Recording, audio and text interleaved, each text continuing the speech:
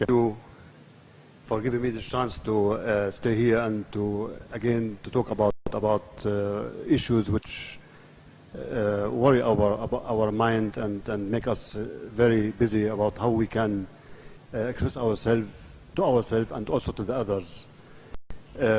I usually present my work in slides, and sometimes I took hours. Last time when I was in Germany, it took about 2 hours to showing all the kind of material which I have presented. And this time I will make it different. I will show some of the slides, shots about how I think, how we think, how we look to our culture, how we look to our region, and then I move to some of the projects, built projects, and sometimes projects which have been seen as a study, or let's say a study model through in competitions which won, but it was not built in different countries in our region. And then I will move to something different, maybe, which is maybe unexpected.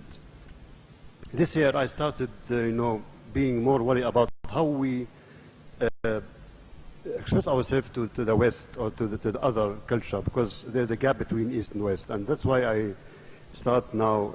My book has been now released newly by Thames and Hudson. The author is James Steele, so I will talk about it also. And then the other topic is the exhibition. I started now making series of exhibitions in Germany, and we actually did this in a different way than being expected by any architects in the Arab world. This exhibition has the aim to find a way of dialogue between East and West. So, and the media will be different. It will be like DVD film. So it's with also sound. I think we have sound in the film. There will be sound also track. So if I start first of all with myself, I mean, as an architect, I've been born in a house who cared for Islamic art through my father's work. My late father is one of the big masters in Islamic art. He studied in Cairo, and then in the 30s he was in England. He studied Islamic art and arts and crafts. This is some of his work. Can we make these slides off, or these slides, can we make them off? Okay, fine. Next, please.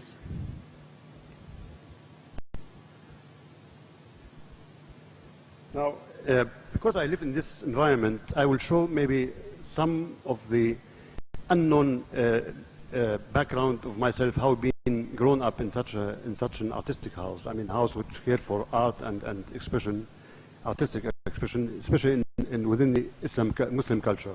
So this is actually my first aquarelle drawing when I was 4 years old, showing the landscape. I've been grown in a rural environment. So in rural environment, you are looking to the nature. It's I call it ima the physical. It's the metaphysical.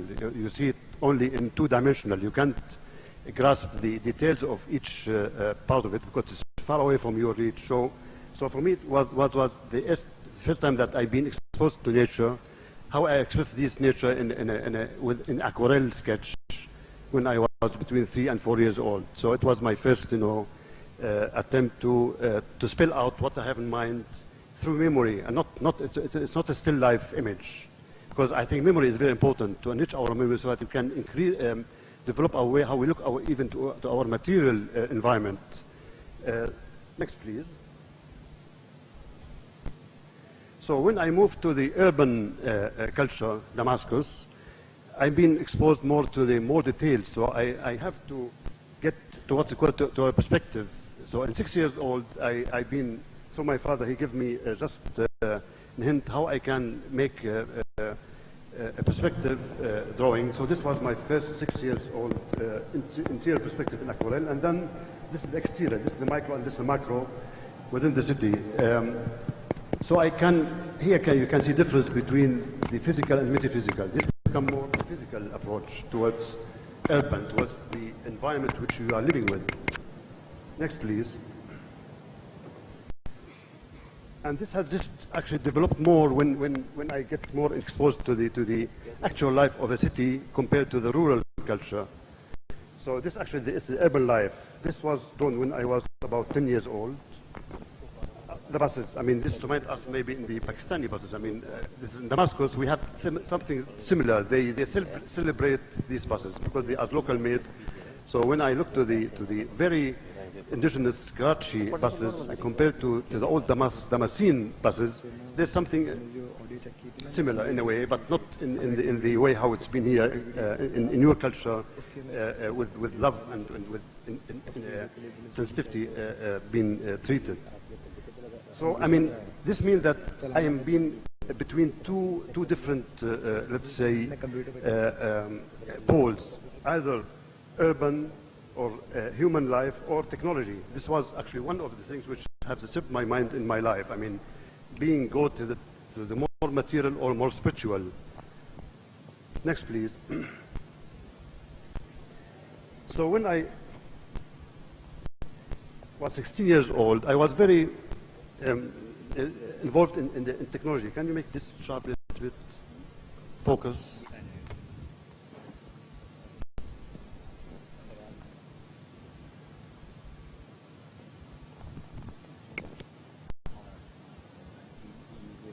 Yeah, to talk, yeah, okay. Yeah. To put my, okay, great. Yeah, good. So, I was very, I mean, I think this better. I was very involved in the idea how you can develop, let's say, aeronautic systems. So about the air movements, how you can play with air, how you can make follow the air force so that you create engines which can have a vertical takeoff. As I said, originally I was planning to study aeronautic design and airplane design, not architecture. So I was planning to design, let's say, air space feature, not Earth features. But after sudden I started, I mean, being worried about my future. Shall I live in the West or get back to my Arab world? So that's why I get back to architecture. Because we can't produce planes and all kinds of this very sophisticated technology. Next, please. Again, I mean, airplanes was part of my culture. I mean, this was when I was about 20 years old. Even when you look to the airplane here and to this, what they call it, no, flying. Yeah. And while I was in Germany, we have visited some factories, especially the Mercedes. So in the 60s, there was no internet or fax. So I used to write to my parents weekly what I have seen in Germany. So this was one of my letters drawing the Mercedes plants. This was done in memory because usually I look to things and get back to home and then try to draw it. It is not a still life image. And I insist that when you see things and have distance between the experiencing events and then get back to yourself and then try to let's say, generate these images. Here you talk about innovation. Here you talk about intuitive approach towards anything you are facing. So you are not literal. You are not, you know, forced by this copying from what you have seen in your senses. Next, please.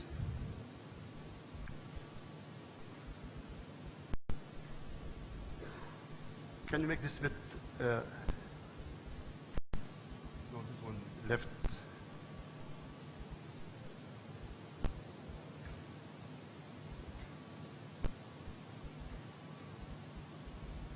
Yeah, it's okay. Can you focus this one, please? This focus, may focus.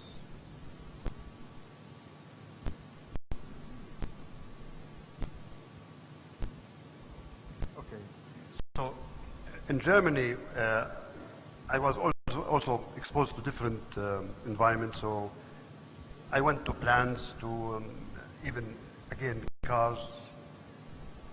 I mean, it's a way of how I look to everything surround me, how I perceive it, how I try to enhance it in a way, in my own language. Next, please.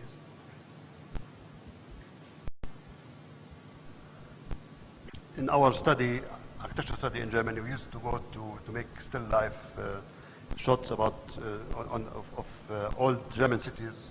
This was done in maybe 15 minutes. This was about 1 hour aquarelle from Regensburg in South Germany. Next, please. Now, during our study, we've been exposed to different topics. I was very involved in what we called future of the theater, theater of the future, or the living theater. So this was one of my projects which I did in Germany, and we did actually an exercise with some musicians. This was in the time of the avant-garde music in the mid '60s. It was the time also of the student reformation and what they call it. Against the Vietnam War.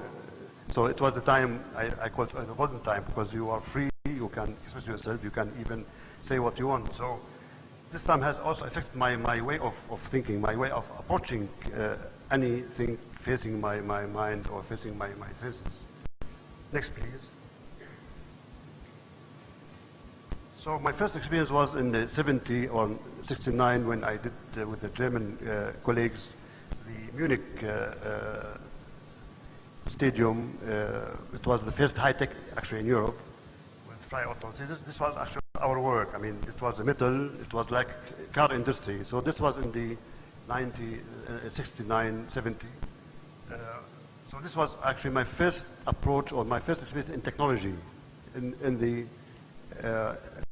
the mid or in the end of 60, the beginning of 70. And then next please. Okay, in between, there's sense of humor, I mean, or nature. I mean, between technology and it has to be very focused, actually. It's not that we can't. I think.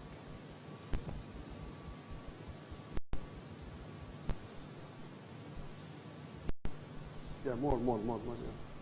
Yeah, great.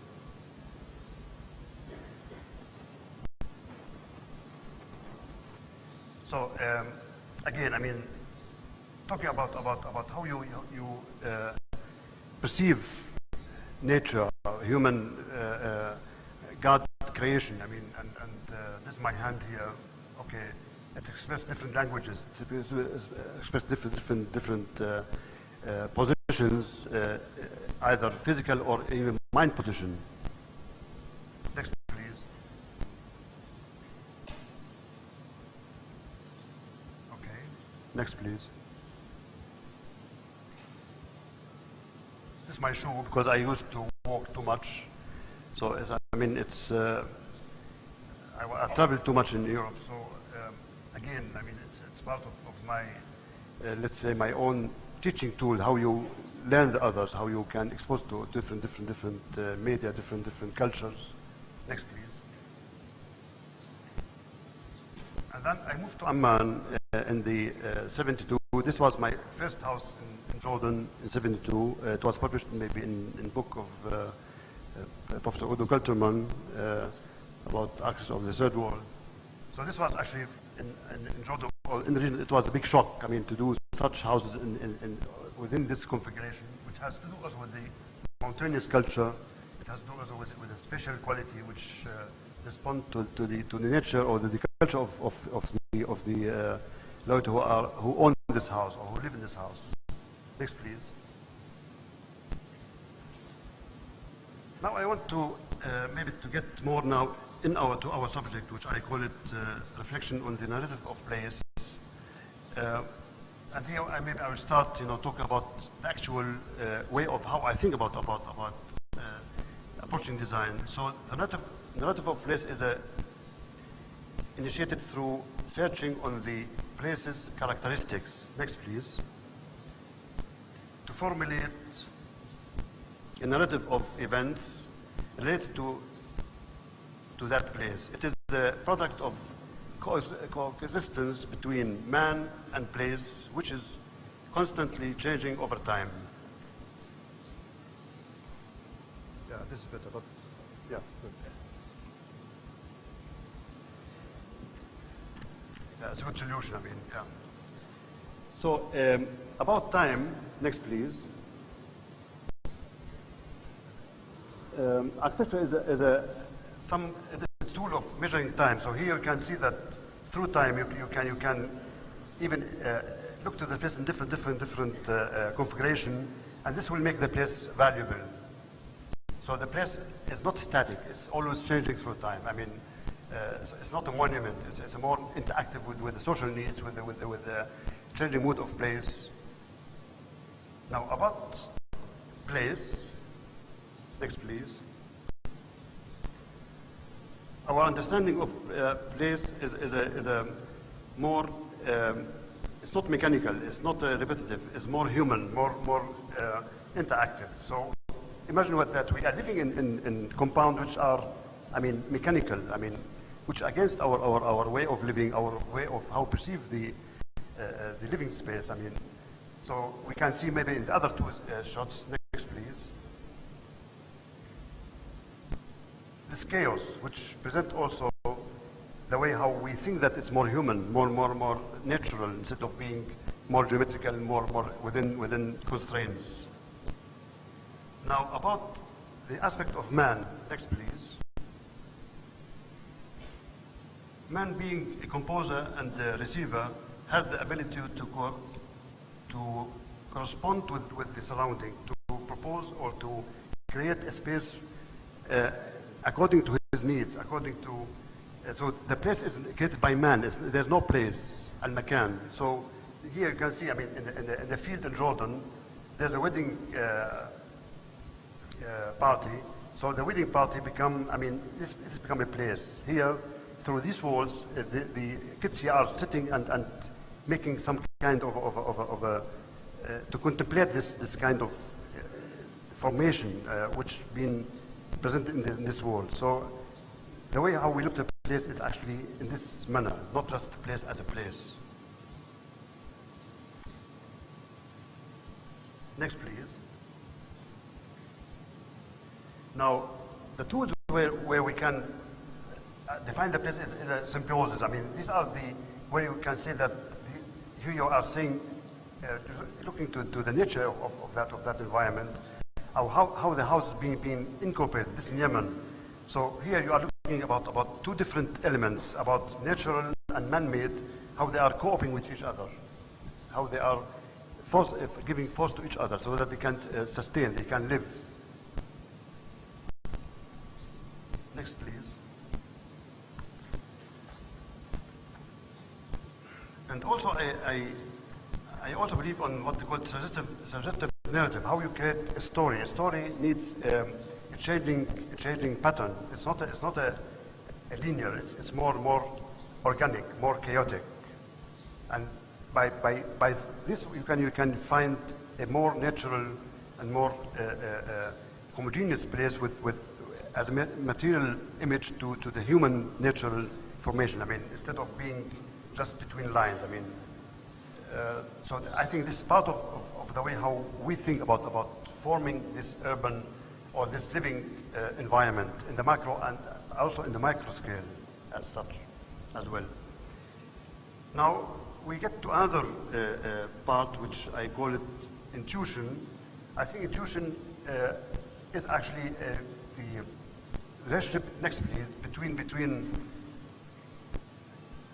symbioses and the suggestive narrative, because by so you can find the way how you approach or understand the hidden aspect of your culture, and this goes through many questions. Maybe one of them is who we are. So here we are talking about values in Islam. Here, al-amal al-ibadah. This is my father's work actually. That means that working has value. I mean. Iman. So it's part of us as a culture. Next, please. Values which are also enhanced by the spiritual relationship between man and creator, as I said before. These spiritual values produce levels of contemplation, macrocosm and the microcosm. Here, I mean, you see the sky, and you see also your own sky behind the Mashrabiya. Next, please. It also to do with the let's say the third eye. You can see behind things. Here, actually, you're talking about the human skin, and here the natural skin. So both have the same nature, have the same configuration. So this is the hidden, this is the obvious, this is the seen thing. Next, please. It's also this harmony between micro and macro. So this is the micro, and this is the micro. But the micro, you can see it even inside the micro. So it's a harmony between the micro and macro. So you have to see it from in different levels, not to get in the minute detail and to say this is the space. And space has two different way of perceiving it. So you have to look far away, and you have to get inside the actual cell. So this actually the cell has also this configuration, which is also in the macro. Next, please.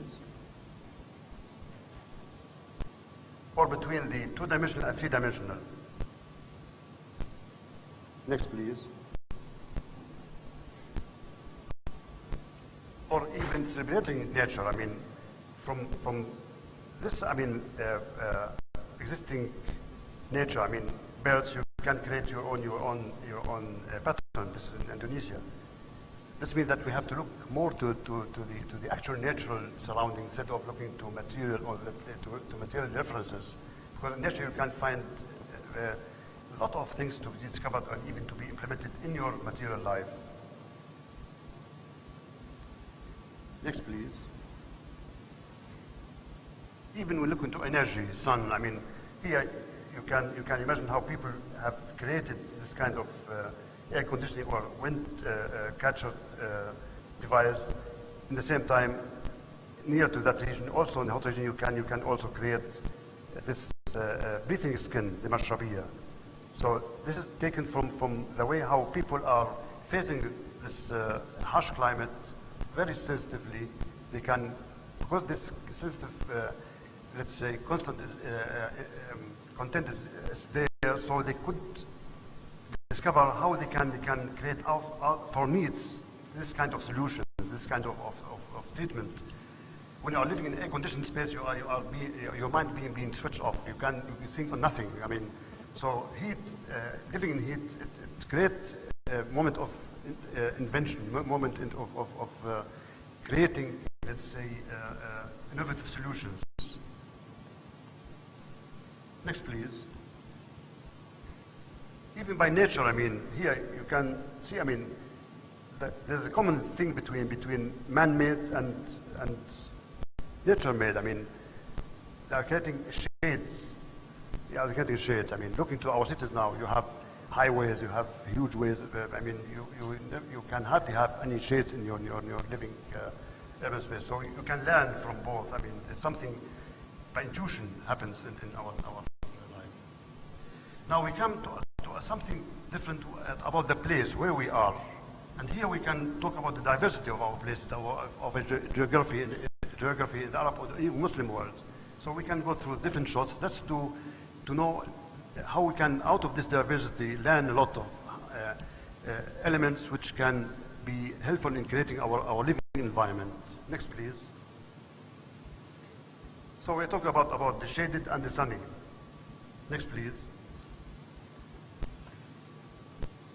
About the humid and the dry. Actually, these shots are taken from different countries, Malaysia, North Africa, because I'm a photographer, so this is actually my own photography, why I was wandering the whole world. I mean, I have more than 70,000 slides covering different subjects, different topics. Next, please.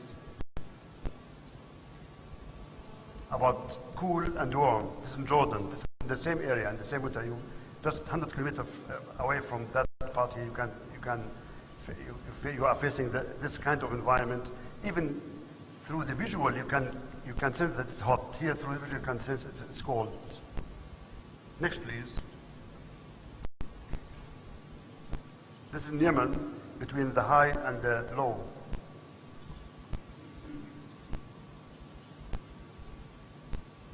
Next, please.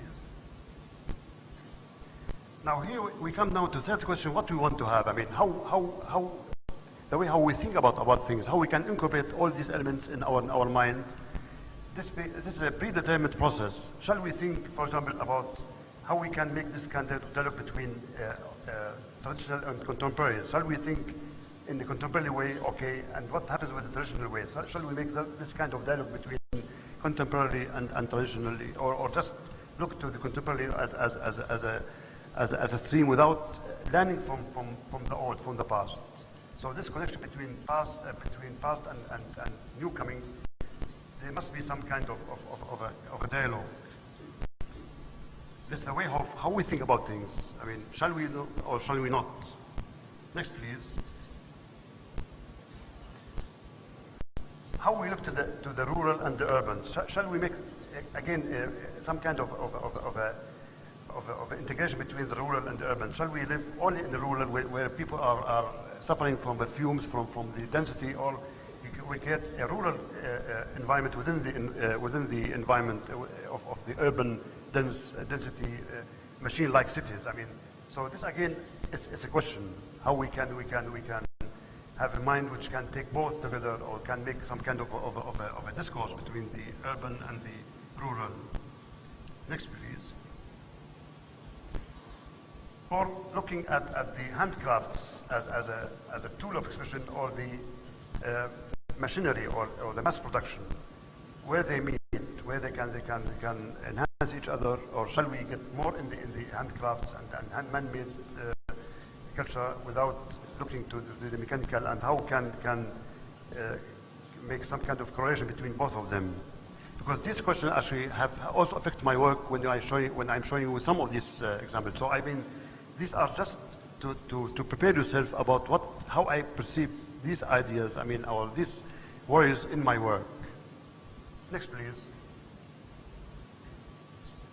Now, looking even to the past, I mean, all these elements or chapters which have been shown, it has created this culture. I mean, it has created these living environments, the pattern of the souk, the city morphology or the city skin.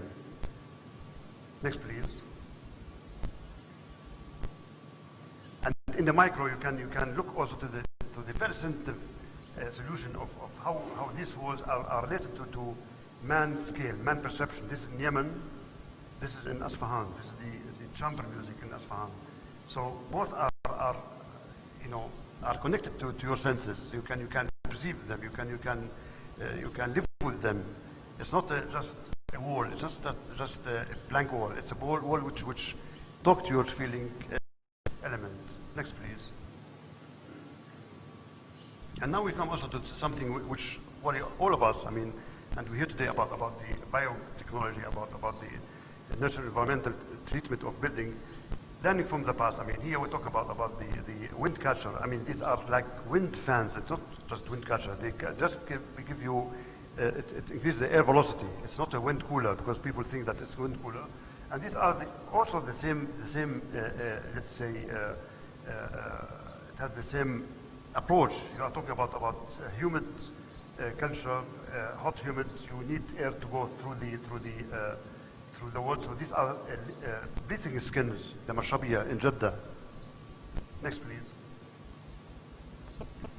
Even by coincidence, I mean, roofs in the very hot region in the Sahara, maybe in Riyadh or in Saudi Arabia or in Morocco, you find these walls, high walls, which give also shades to the roof. So it decreases the intensity of sun heat. The same also happens maybe in Asfahan when you look at these domes.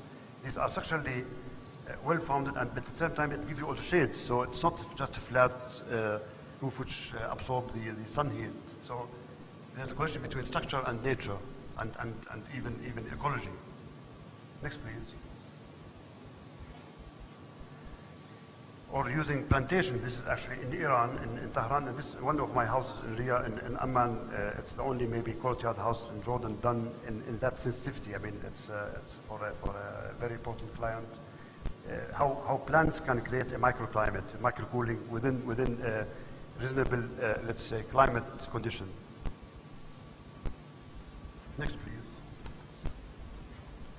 But I mean, sadly, when we're looking at our daily culture, I mean, we are looking at that. I mean, what means that we are being just figures. I mean, living in a silos. You know, there's no feeling of place, no feeling of no even identity. At the same time, you are not belonging. There's no belonging to where you are living. So we become like machines. I mean, and I think this is not what we are asking for, seeking for. We are seeking more to look back to these old cities to understand the meaning and not the let's say the expression of it. That we are talking about social incorporation between living space and people living in that space. I mean, in the micro and also in the macro scale. Like what you see now in the other two shots. Next, please. Here, I mean, you see the house. I mean, there's a story in the house. There's a narrative. It's as if the house becomes like a small city. In the micro scale, it becomes the macro itself. So these micro create, by connecting them together, the mega macro. I mean, so this is what I'm trying now just to think about, because my work is being more acquainted with this level of thought. I mean, that we're living in a small, let's say, integrated or interrelated cells. It's not a big box. They are small boxes which are being developed, being through time, responding to the time needs, not just as ready-made car. I mean, so that's why I think in the work which will be presented later on, you can notice that there's some kind of a storytelling, how we can create a story in the house, how we can create a story in the city, how we can create a story in the administrative building. So the building become a city within the city, not just a building as a statement. Now I want to get more to the subject, showing 2 or 3 different examples, and then we go to other media. Next, please. So I will start first of all with the mosque in Riyadh, which was well known in 1995 in the Arkan Award. It was awarded as a contemporary mosque. The mosque has actually significant because it has a big role in revitalizing the city, old city of Riyadh, and generates, let's say, a different way of living. People have changed their way of living because the mosque has become a point of attraction, point of events. Not only pray, but people can stand, they can buy, they can spend time. So next, please. So we did actually. These are some of my hand sketches showing the mosque in different configurations. First of all, we took in the cultural context. The mosque, they're surrounded by the rural block, which is part of our work, and then there was a museum. So the mosque became actually the big mosque, the Al-Jami', Al-Ulum, the center of knowledge, not just a mosque. Because I don't want to specify a mosque as a place of prayer. You can learn, you can buy, you can work, like what happens in Medina, or like happens also in Jeddah. People or Mecca, people make deals within the mosque area, or between the salah, between the prayer. And this actually showing the mosque in relationship to the existing fabric, urban fabric. So I did actually what they call the infill. This infill become actually the tools to generate a new life for the mosque. The mosque become not be seen as a statement, as a temple. The mosque become like a house, it has an urban fabric, it has an urban context, it has an urban value. So even sometimes, I mean, I remember when our friend Mukhtar Hussein, who is sitting with us now, he was a technical reviewer in that very important project. He was asking me whether the mosque, and this was maybe the question which he liked himself, because he was searching for this kind of asking. The mosque in its traditional way, it has to have minarets and domes. So you hardly can see mosque in that but it's a mosque. When you go, for example, to Fas, or you hardly see the mosque. You see just the roads, and then you enter the courtyard, and then you see the al-wudu, makan al-wudu, etc. So I think we have achieved this kind of spirituality and this very sensitive approach, how to look to these sacred spaces. Next, please. So again, the mosque, I mean, in the past it was seen, this was taken in 1930 maybe, and you look to the, I mean, the way how we make a story about this building, I mean, about this picture, you can read a lot of languages, you can read a lot of people's behavior, you can create your own concept, your own narrative by saying this is the mosque, this are the souk, these are people. So as if you're saying that this is the mosque and this is the souk, and people are dealing around the mosque, in the mosque, crossing the mosque, as if you are revealing the mosque, but not physically. You are revealing the meaning of the mosque and not the physical approach of it.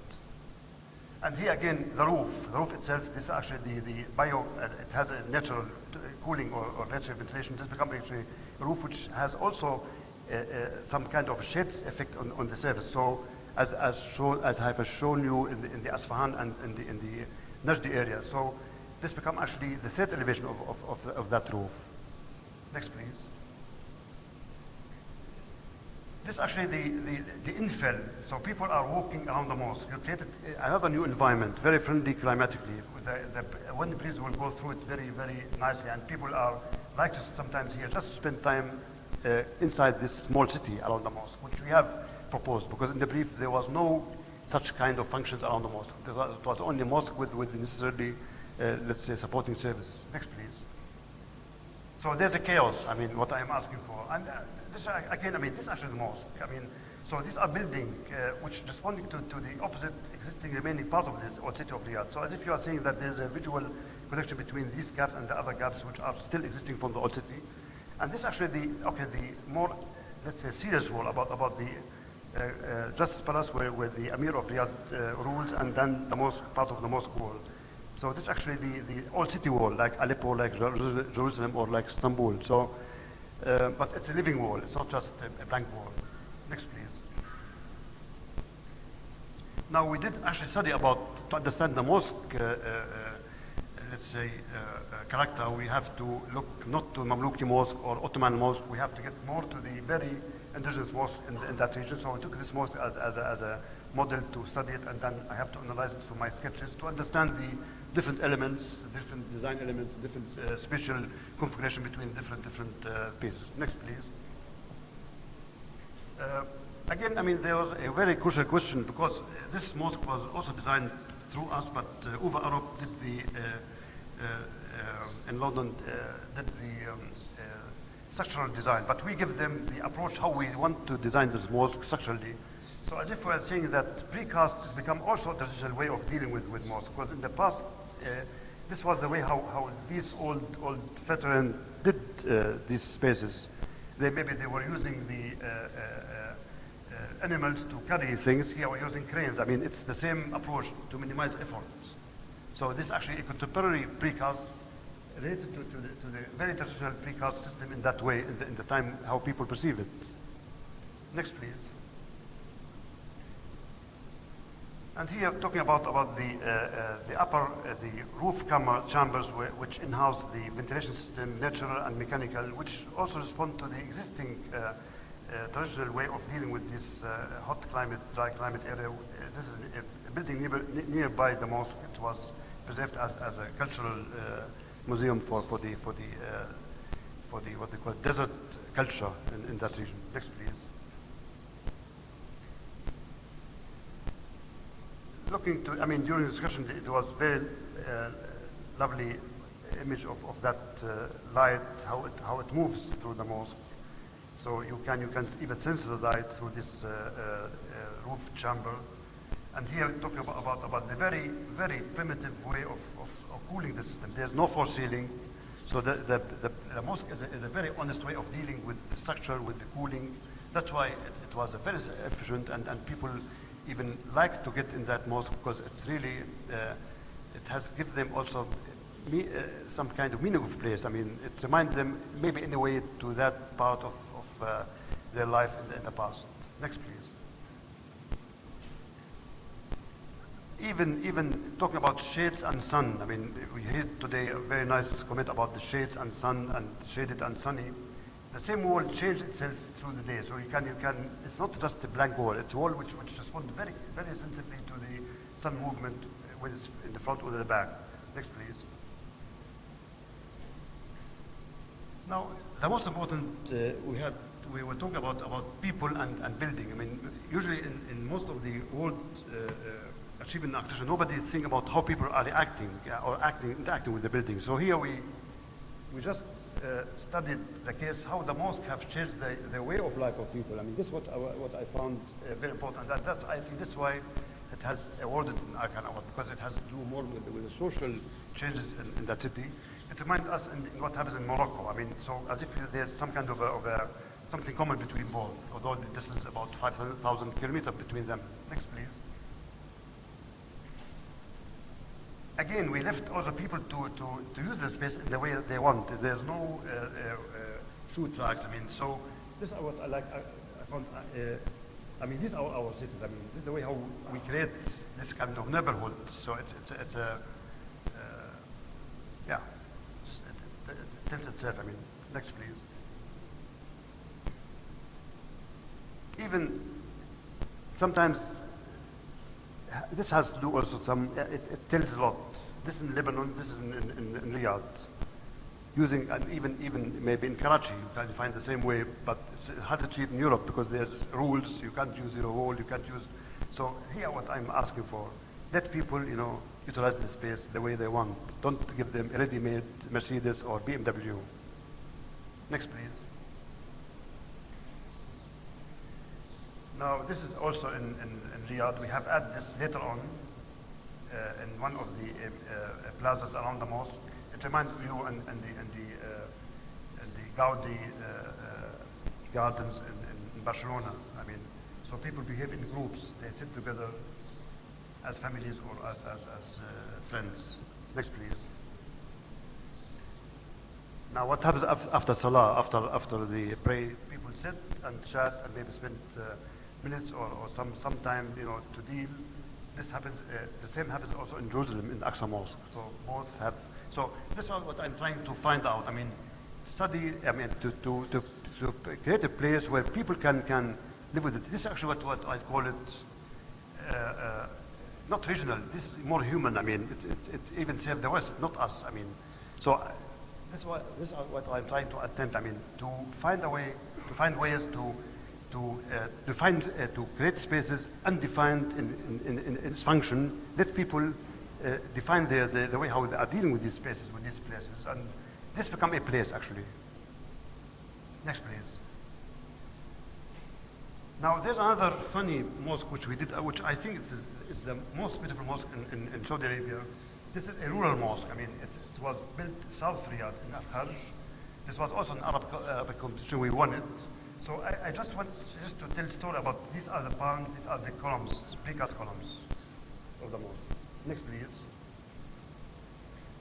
And these are the palms, and these are, I mean, just show the story of how it started, like events. I mean, it has to do with the rural, because these are the palms. I mean, these are the light, not the palms, the light, how light penetrates through the palms. Next, please. This is the mosque, and this is the adjacent culture of that rural formation. Yeah, next please. And these people have behaved in the mosque. I mean, the mosque become a playground for people to play, to gather, to sit, so it's not just the mosque. So I have, through the architecture, you can change even people's behavior, not actually as a reflection of things. I want from architecture to be a tool to change people's way of life, way of pattern of life, and the way how they can give them time to invent, to innovate through the existing space. Next, please. Now, there was another very funny work which we did in Lebanon. We've been asked to design a mosque adjacent to a church. I mean, this is what you see here. We did actually a very nice approach, and this was actually refused by Sheikh because he wanted to have a big mosque. But this is actually the way how we try to create a common space between the mosque and the church, because Beirut is a cosmopolitan, is a mixture from different religions. And through this mosque, we have been commissioned to develop one of the areas in Beirut, which is now under design mission. Next, please. I want just to go very quickly about another project which we did. This is the museum in Riyadh. This was an international competition. I was being entitled as a jury member, and then we decided that most of the three entries from very well-known arts from USA, from Japan, and they couldn't find the right tool to deal with the surrounding. So they have asked us to design a master plan. So this was actually the master plan which we have approached, I mean, with the friend of colleague Ali Shaibi from Riyadh. And then after that, we give one of these competitors to do the museum, and then I did what they call the cultural museum, and our Saudi colleague did the False Museum. So it's a mud structure which been carried out by a Saudi colleague, and this is actually our let's say cultural spine, which we did. It's very, I mean, evolving and very, very evocative. And this is actually the work which was done and completed by our Canadian Japanese colleague from Toshima Murayama. So this actually it was actually originally it was so in one time, and then it was being demolished, and they maybe kept some of these elements just as a remembrance of the place. Next, please. So I want just to go through this is one of my sketches.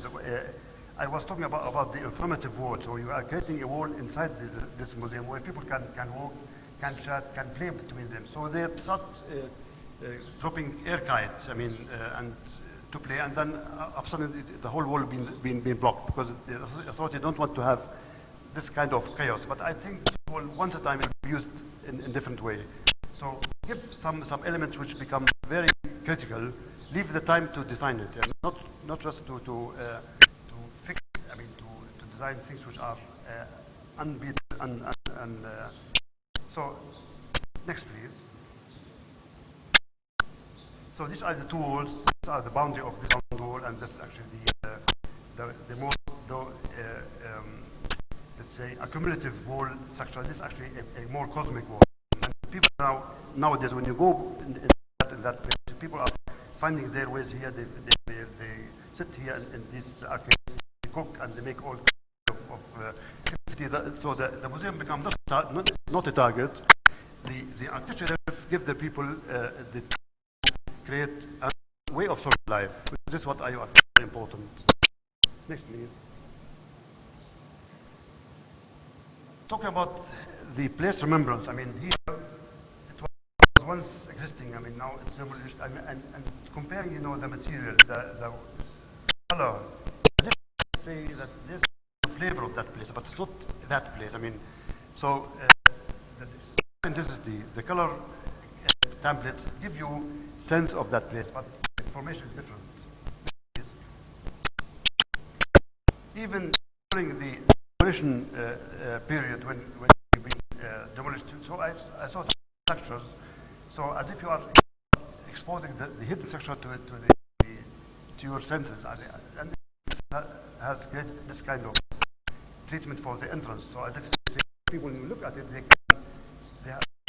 suddenly they get back to this very old, you know, formation, which is now not existing more. I mean, if you are learning from this destruction, a lot of elements which can be part of this, let's say, design, let's say, approach or design invention. Next, please. So again, this was also the same place. I mean, but it's now no more there. And this is actually what we did actually for this museum, what the cultural museum, because it has a political and cultural message. Next, please. About the art, I mean, this is the first in the side entrance. We haven't got main entrance. You go just in a small walkway, and then all of a sudden you have the entrance of this museum. So it's not a map or like the institutional building, but it's a hidden entrance. It's a measure. You just go through it very peacefully without being defended by the huge approach of such building. Next, please. So we learned also from the old fabric in Riyadh. Here, it is an old house with the courtyard being diverted to a market. So this is actually our steel structure. We design it's some kind of a high tech within this what they call exhibit hall. So as if you are saying that there's some kind of a dialogue between the local done by non-architects and what we did actually later on. Next, please. Here, extroverted, introverted. I mean, this actually the external wall of this museum, and then the internal. There's, let's say, a busy shades elements, because here when you're walking, the shades it's all changing its pattern. So when you go in the morning and midnight, midday or afternoon, every time you find the shades are changing. So as if you are giving a changing pattern of walls. I mean, instead of having just a blank wall. Next, please. So, I mean, it's a very interesting dialogue between what we did in Riyadh and what happens in Qatar. This was also managed by the Arkan engineer. This was an international competition for designing the Museum for Islamic Art in Doha. And this was recently, and it was in the time it was, let's say, by completion. So, as if what happens here, it has some kind to do with what come later. Here we're talking about the city which we've been rebuilt again from the ground. Although it was an empty land, so we tried to make a city within the city. What we call the living museum. It's not a museum as a building, it's a museum as a city, because in our culture, we have no museum in our culture. We have cities become, it's by itself a museum. Next, please. But I mean, unfortunately, this is actually what we have proposed, and then unfortunately, the client had decided, to terminate the contract, and then they give the change the site, and they give IAPEX to do this job. So actually, this was the way how it's been ended. But okay. Next, please. Now we did actually different, let's say, trial even in Yemen. We did this was actually one of the.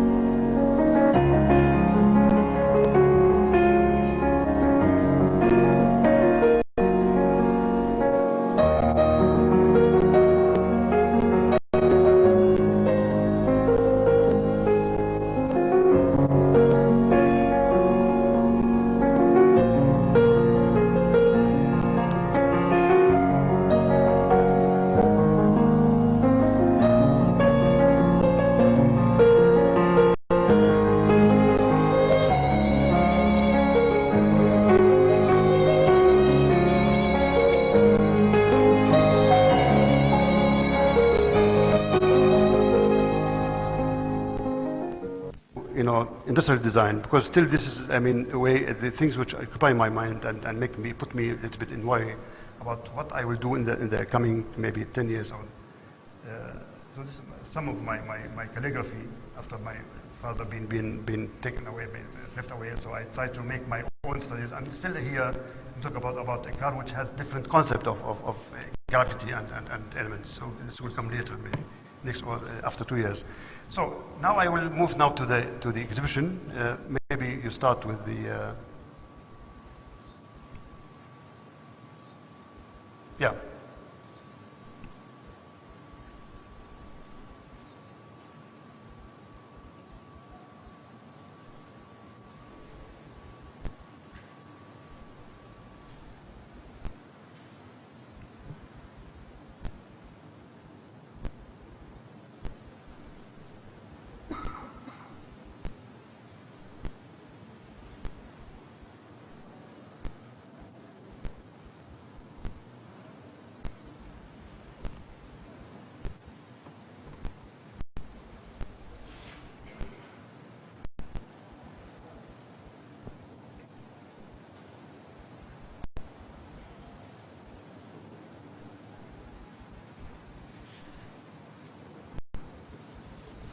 This is actually my book, which has been newly released by Thames and Hudson, written by James Steele.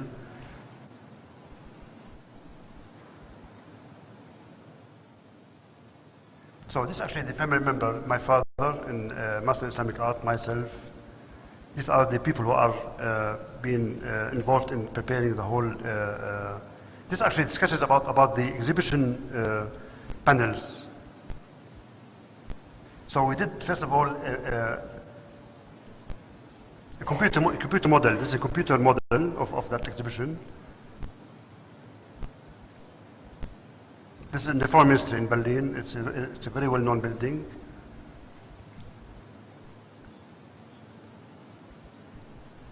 This actually the exhibition.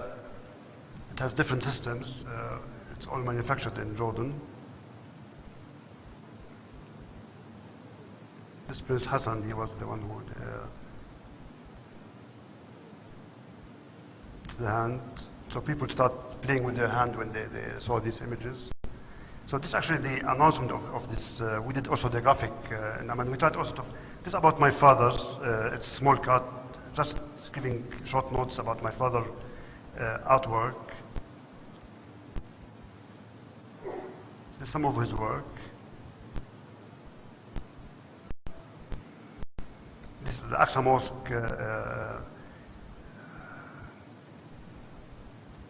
This is myself. Some shots of what I did in different areas and different subjects. Just some of the projects being presented. This is my sister.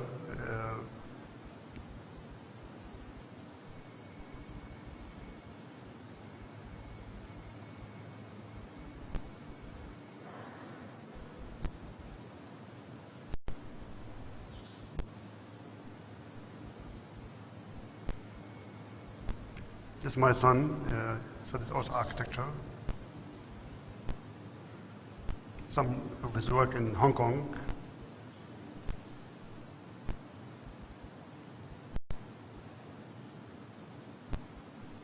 This is my daughter, she's studying now stage design in San Martin.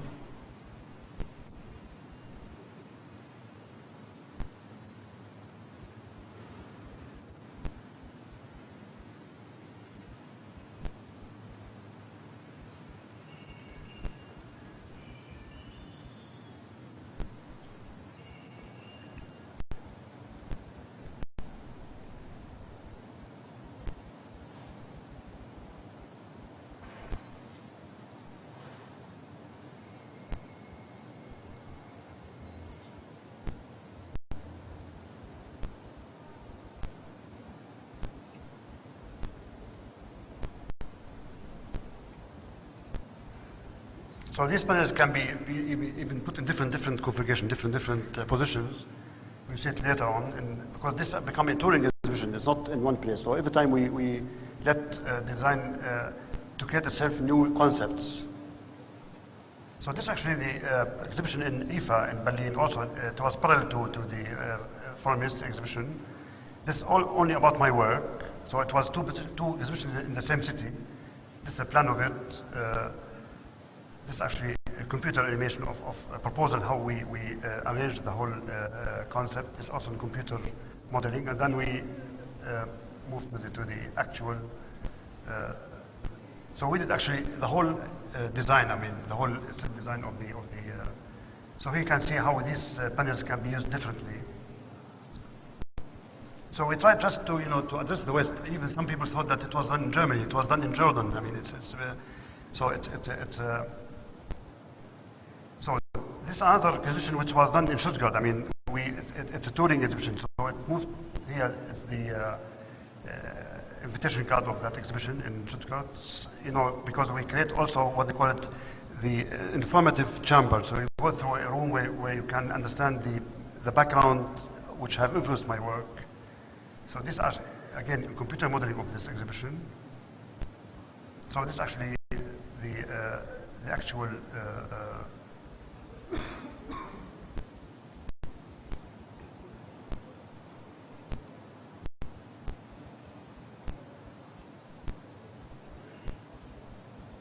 There's another way of dealing with the, and now we are moving now with this exhibition to the University of Stuttgart. This is a new one. This will start in 3 weeks. It will be opened. This is actually our new work. I mean, we are doing now this kind of work now in the Gulf. So this is actually done by students in Stuttgart. They have proposed a system where we can, how we can exhibit, and with the dialogue with them, we try now to get something like that. I mean, so we can enhance this kind of concept in creating different composition. And sometimes it's funny to look what happens during the time of the montage. I mean, of the installation. So we did some shots from that exhibit system.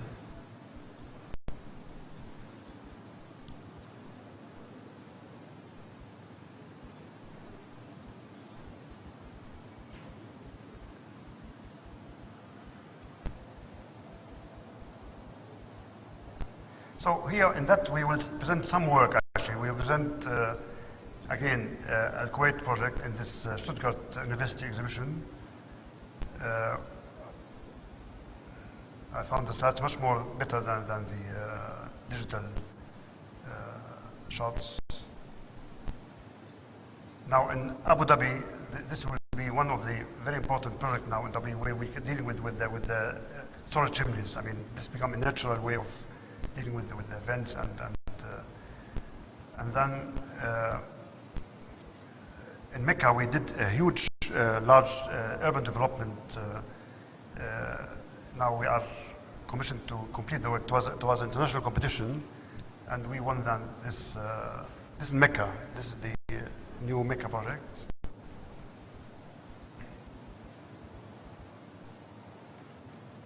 Also, Minister of Hajj has been now been ordered. Also, it will be in development.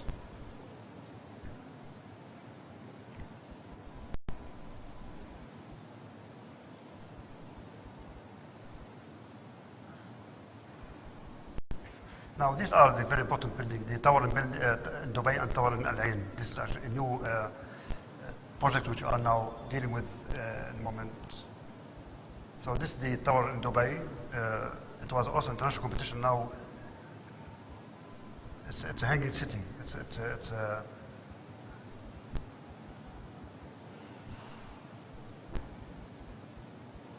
and then the most important one is the one in Al Ain. It's one of the very so this is actually the tower in Al Ain. It's a natural resort area.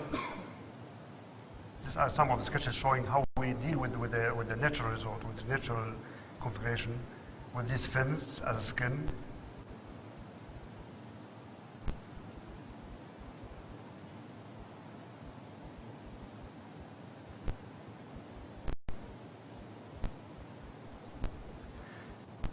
Now we show you a film now, short film, Specs Beyond. This film was prepared also for this touring exhibition. It shows just, you know,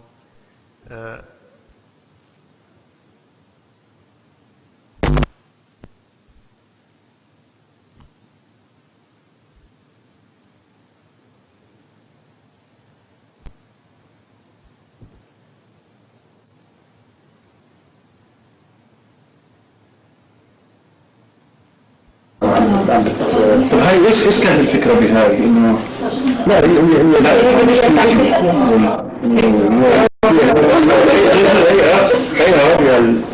حاسه واحد اهم شيء هيك شوف يعني هيك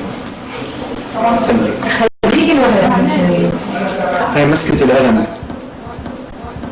هاي يعني استنى علي هاي واحد باكل منسف هذا انذار انت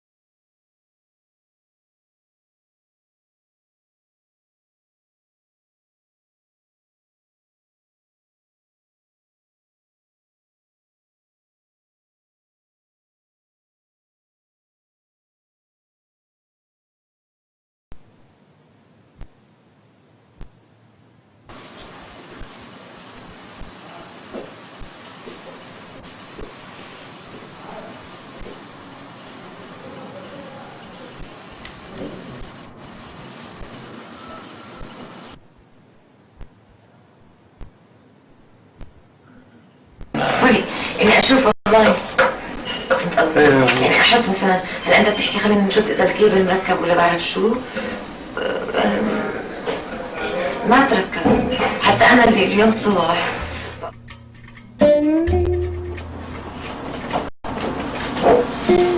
فكرة انه هذا عبارة عن 3 elements. هو هذا، هو الازاز، هو نفس هذا. هلا هون نقول هون في عندنا لا، يعني هون طبعا في وقت، بس كيف كأنه في هون نظام رمل. هون بيطلع لك الوقت بالنسبة 1.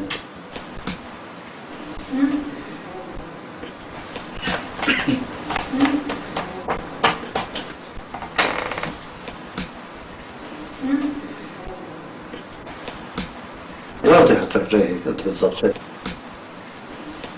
انا مدرب مش عارف عشان هيك طلعت هيك بالضبط قد المنظر.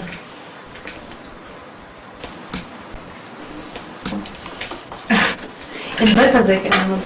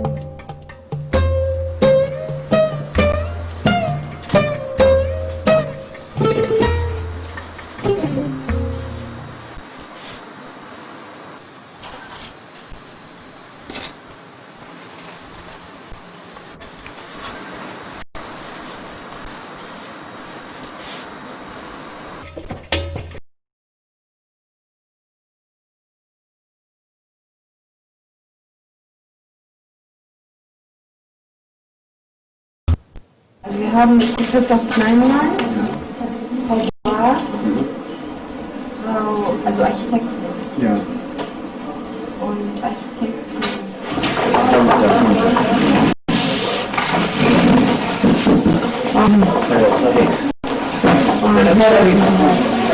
مش كيف ندخل اصلا هون زي لسه اول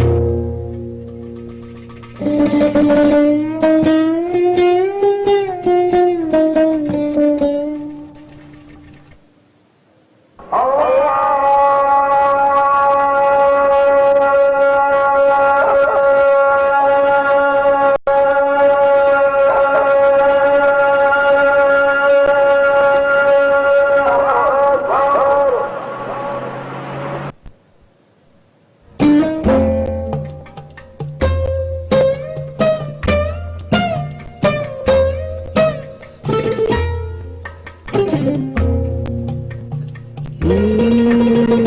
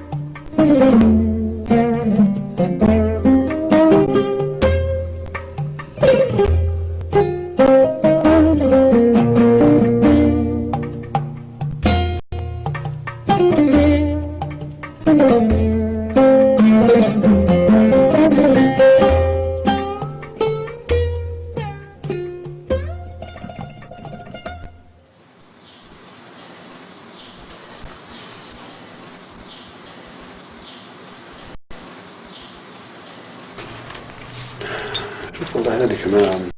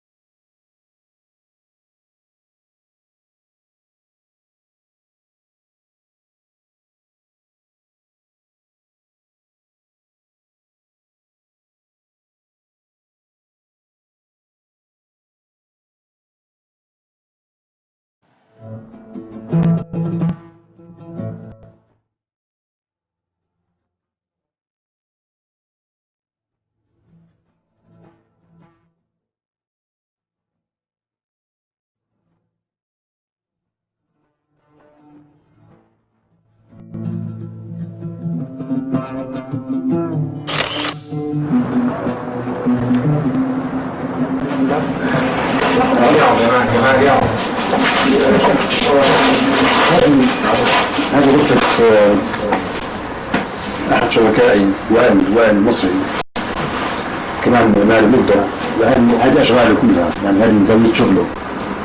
هي عكس غرفة فوضى، هون ماشي مع الطبيعة رزاق كيف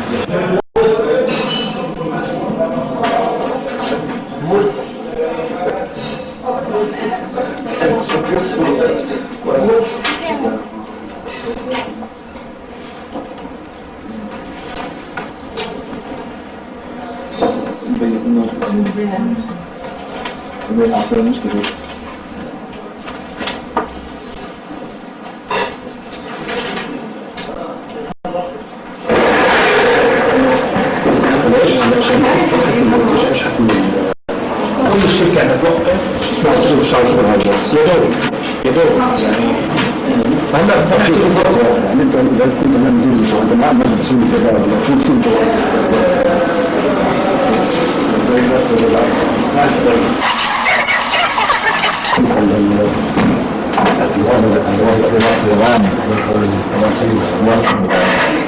مش ميك ما بدك شوفير معك شيء كذا وصلك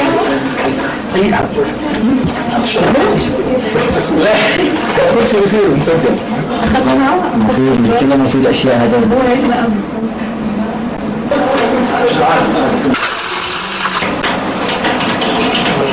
ضبطنا اتجاه القاعة بالنسبة لكن مع السائل صارت اللعبة هي المكان الواحد كان صار في تلاعب أكثر من الكتب هيك أنا بنقول كان بيعمل هيك كبسين كان ناخذ على الصور كل ما أكلنا بنخش كل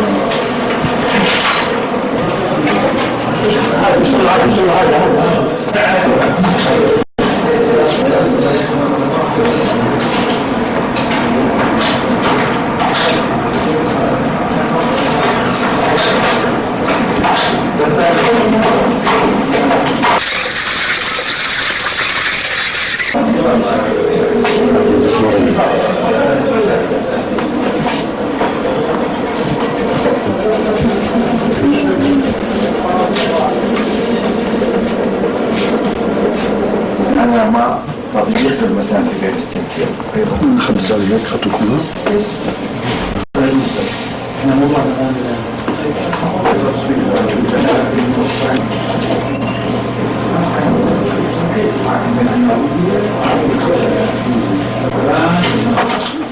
هاي الممتعات الخزينة حلوة حط واحد راسه هون زي قلة هاي واحد عم بيسلم لا في لا هي عبارة عن كلام يعني كل واحدة عبارة عن تاخذها من تعبير كلام